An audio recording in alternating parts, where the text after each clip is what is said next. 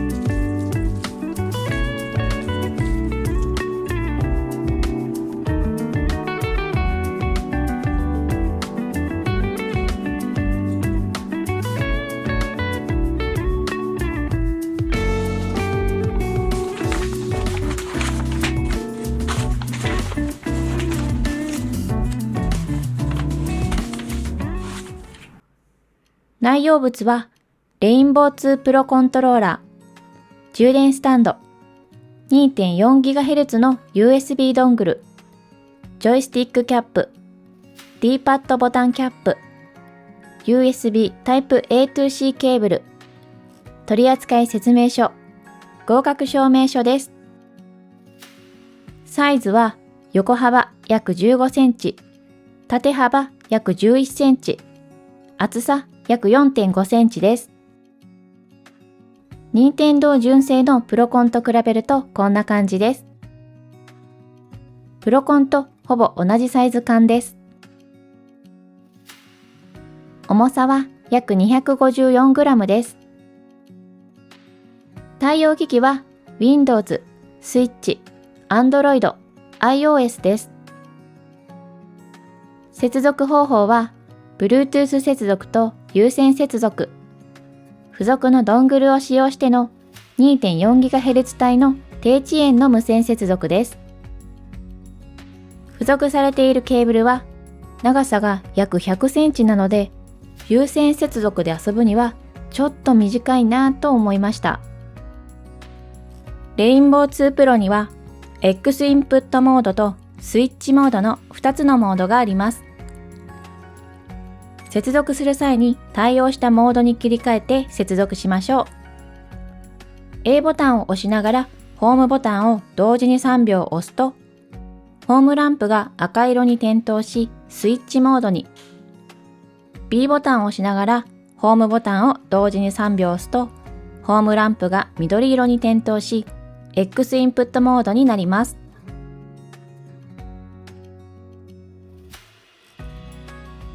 正面の外観はこんな感じです。少しスケルトンなブラックがかっこいいです。下に搭載されているこの4つのボタンが一般的なコントローラーとは異なりますね。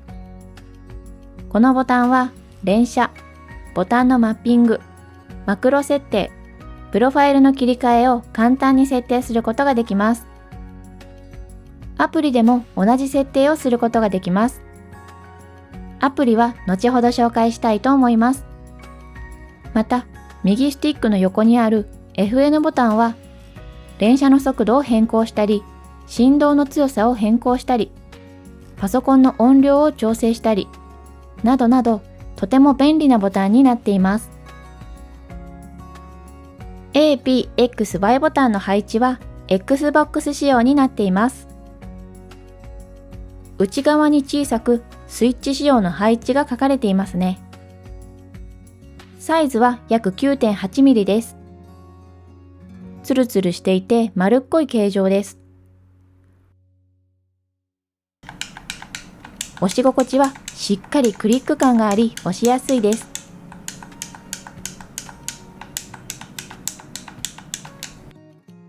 スティックの直径は約 17.1mm です。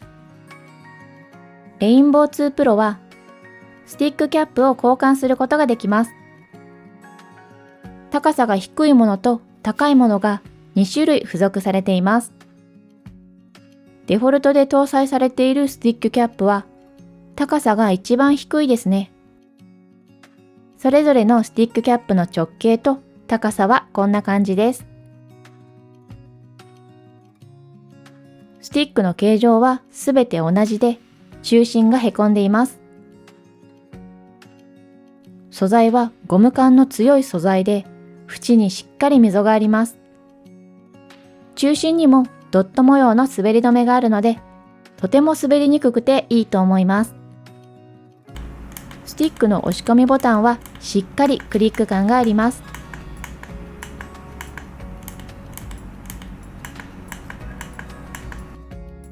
フリークはどのサイズが合うか調べてみました。コントロールフリークの PS5、PS4 用、スイッチ用。プロフリークの青い V2 は簡単にはまりますが、デュアルセンスやプロコンに装着した時と比べると少し外れやすい感じがしました。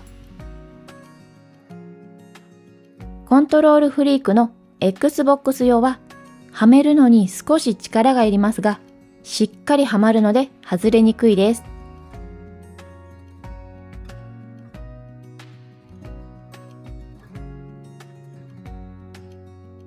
D パッドの直径は約 21.5mm です。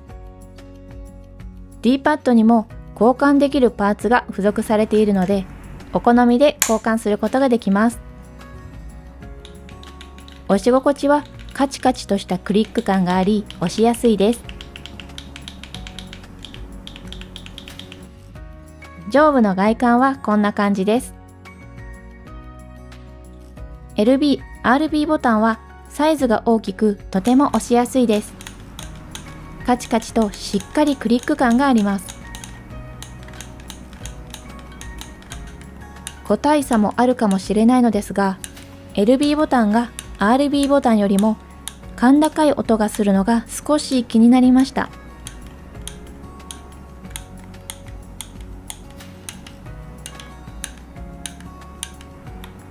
LT、RT はトリガー式で、ホールエフェクトのトリガーが採用されています。背面のトリガーストップスイッチを切り替えると、トリガーの深さが少し浅くなります。スイッチのプロコンのようにボタン式の押し心地にはならないですが、深いトリガーが苦手な方には嬉しい機能ですね。欲を言えば、深いトリガー式とボタン式に切り替えることができたらとても嬉しいなぁと思いました。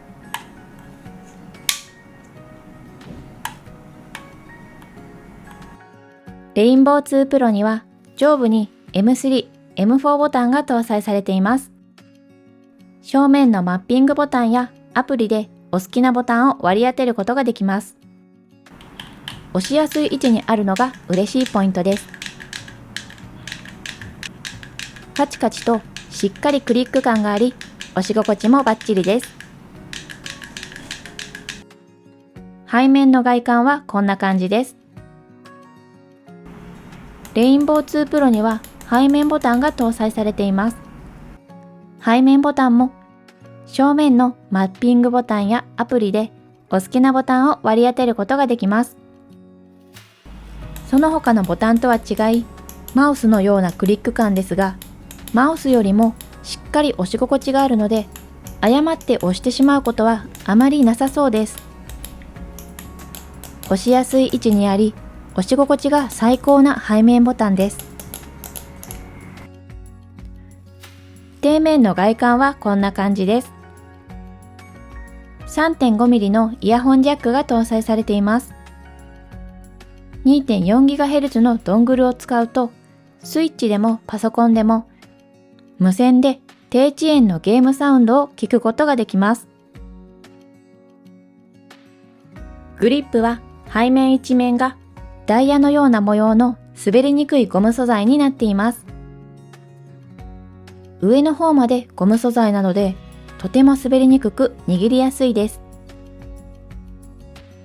グリップが大きすぎず小さすぎず、違和感なく握ることができます。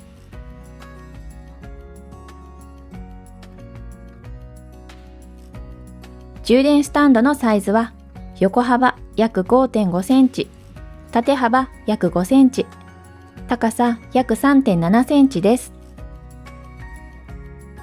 重さは約 149g で、小さいですが重量感があります。底面は一面ゴム素材で滑りにくくなっています。ケーブルを接続し、レインボー2 Pro を乗せると、スタンドの LED が光ります。カラフルで綺麗ですね。コントローラーを置く位置がちょっとずれて探すときもありますが、装着はマグネット式でとても簡単です。乗せると少しぐらついていますが、スタンドが持ち上がるぐらい強力なマグネットなので、簡単に落ちてしまう心配はないと思います。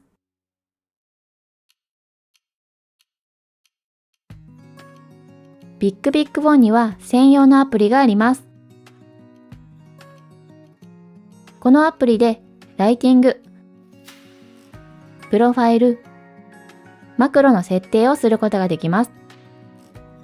ここで現在のプロファイルを確認、編集をしたり、プロファイルではジャイロの感度や曲線などの細かな設定、ジョイスティックの左右それぞれのデッドゾーンの設定や応答曲線、トリガーの左右それぞれのデッドゾーンの設定、ボタンのマッピング、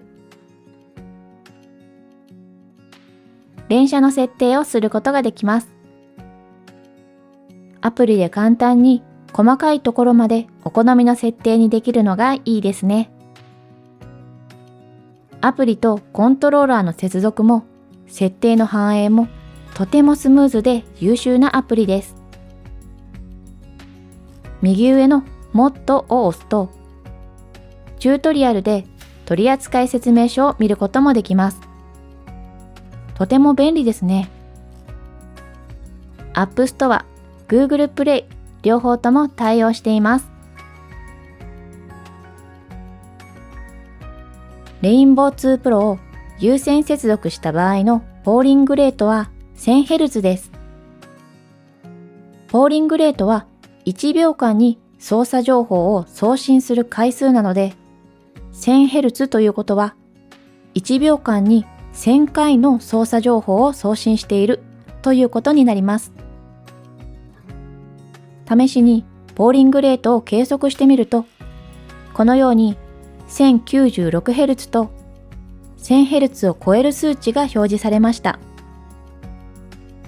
その他のコントローラーでも計測してみました。8-bit Do Ultimate コントローラーは、ポーリングレートは約 100Hz。Victrix Pro BFG は、ポーリングレートは約 127Hz。ゲームサー T4 カレイドは、ポーリングレートは約 258Hz。約4万円するレイザーのウルヴァリン V2 Pro は、ポーリングレートは 528Hz と表示されました。アルティメットコントローラーやビクトリックス Pro BFG のような一般的なコントローラーを有線接続した場合のポーリングレートはだいたい 200Hz 前後です。約4万円する高価なコントローラーでもポーリングレートは 530Hz ほどなので、レインボー2 Pro のポーリングレート 1000Hz というのはとても速いことがわかりますね。一般的なコントローラーと比べて1秒間に約4倍もの操作情報を送信しているということになります。レインボー2 Pro を Bluetooth 接続やドングル接続をした場合のポーリングレートは 200Hz になります。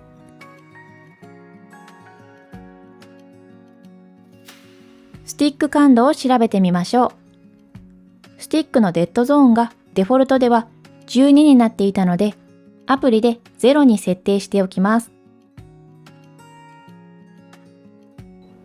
まずはスイッチで調べてみます。ほんの少し傾けてみてもしっかり反応しています。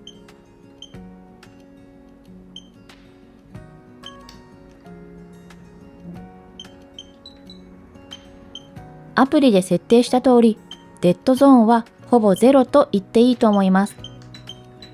ぐるぐる回してみてもカクカクせず、ぬるぬる滑らかに動きます。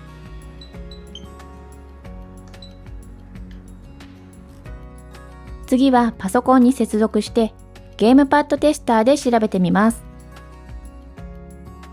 スイッチと同じく少しの傾きにもしっかり反応し、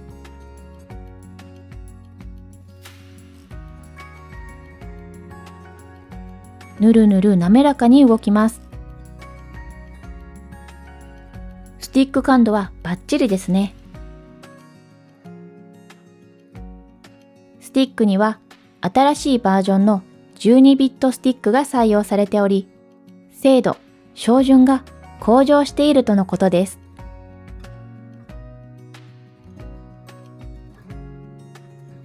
ジャイロ感度を調べてみましょう。スイッチに接続してスプラトゥーン3で試してみます。どうでしょう？上下左右、どの方向にも手の動きにピタッとついてきます。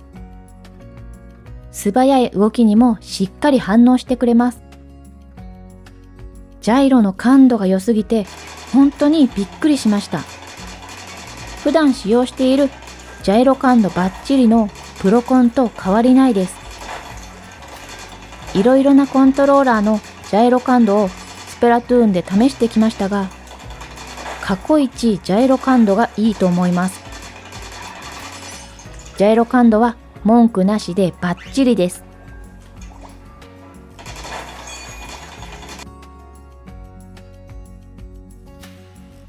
さらにビッグビッグオンはジャイロコンプラステクノロジーを開発。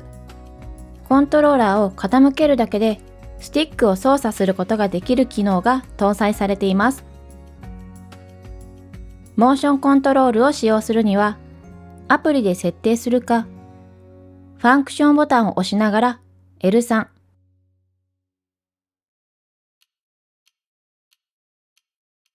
または R3 ボタンを押すと、モーションコントロールがオンになります。感度などの細かい設定はアプリで変更することができます。スイッチのジャイロセンサー、加速度センサーとは異なるものなので、スイッチでレインボー2 Pro を使用する場合は、モーションコントロールをオフにしておきましょ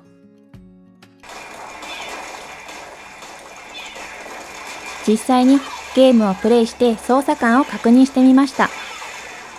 まずはスイッチに接続してスプラトゥーン3をプレイしてみます。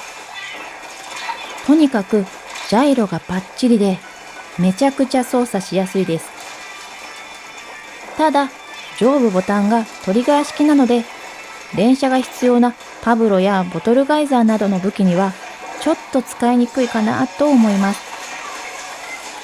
トリガーが使いにくい場合は上部の M3、M4 ボタンや背面ボタンにトリガーを割り当てるといいと思います。その他に違和感や気になる点はありませんでした。もしかするとボタン表記が Xbox 仕様なので気になる方もいるかもしれないですね。私は気にならなかったので快適にプレイすることができました。スプラトゥーンはジャイロが重要なゲームなので、ジャイロがバッチリなレインボー2プロはおすすめだと思います。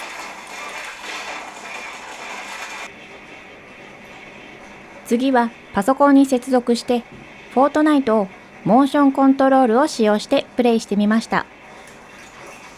PC 版のフォートナイトはジャイロに対応しているコントローラーがデュアルセンス、デュアルショック4しかありません。そのためジャイロを使用できないコントローラーが多いのですが、レインボー2プロはモーションコントロールが搭載されているので、PC 版のフォートナイトでジャイロを使用することができます。武器チェーンなどでタブを開くと、モーションコントロールで武器チェーンがしにくかったりするので、ちょっと操作に慣れが必要かなとは思います。その他、スティックやボタンの押し心地、握り心地などに違和感はなく、操作しやすく、とてもいいコントローラーだと思います。